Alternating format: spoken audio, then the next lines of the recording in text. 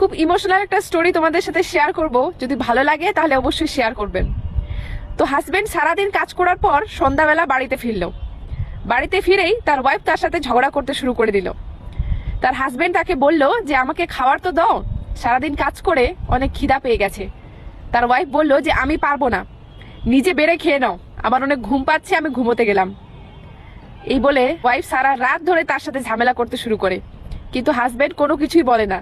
সে পেটে খিদা নিয়ে ঘুমিয়ে পড়ল। পরের দিন সকালবেলা যখন তার হাজবেন্ডের কাজে যাওয়ার সময় হলো, তার হাজবেন্ড তাকে বলল যে আমাকে ব্রেকফাস্ট তো দাও। তখন তার ওয়াইফ রেগে গিয়ে বলল যে তোমাকে আমার সহ্য হচ্ছে না, আমার দু চোখে আমি তোমাকে দেখতে চাই না, ভগবান করুক যাতে তোমার মৃত্যু হয়ে যায়, আমি কোনো খাবার দাবার বানাতে পারবো না, রাস্তায় কোনো কিছু খেয়ে নিও। এটা শোনার পর তার হাজবেন্ডের মনে অনেক কষ্ট লাগলো। সে তবুও কোনো কিছু বলল না, চুপচাপ বাড়ি থেকে বেরিয়ে গেল। বিকালবেলা যখন তার বউ তার বাচ্চাদেরকে স্কুল থেকে নিয়ে আসতেছিল, তখন দেখলো যে তার বাড়ির সামনে অনেক ভিড় জমে আছে।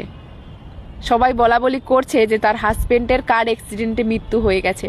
সে দেখলো যে তার বাড়ির সামনে তার হাজবেন্ডের মৃতদেহ পড়ে আছে। এটা দেখার পর তার মধ্যে আকাশ ভেঙে পড়ল।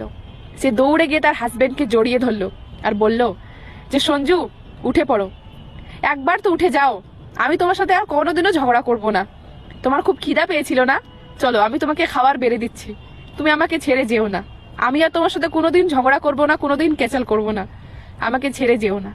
কিন্তু হাজবেন্ড কিভাবে উঠবে?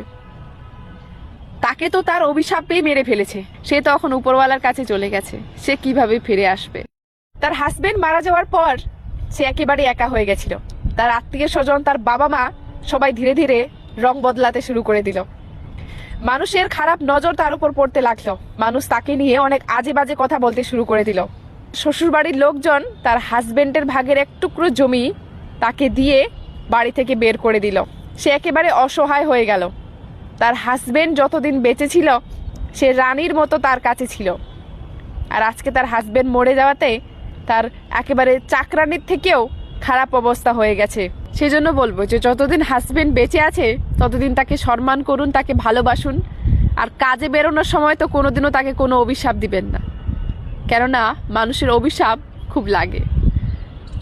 তো ভিডিওটা যদি ভালো লাগে তাহলে অবশ্যই শেয়ার করে দিবেন। ধন্যবাদ।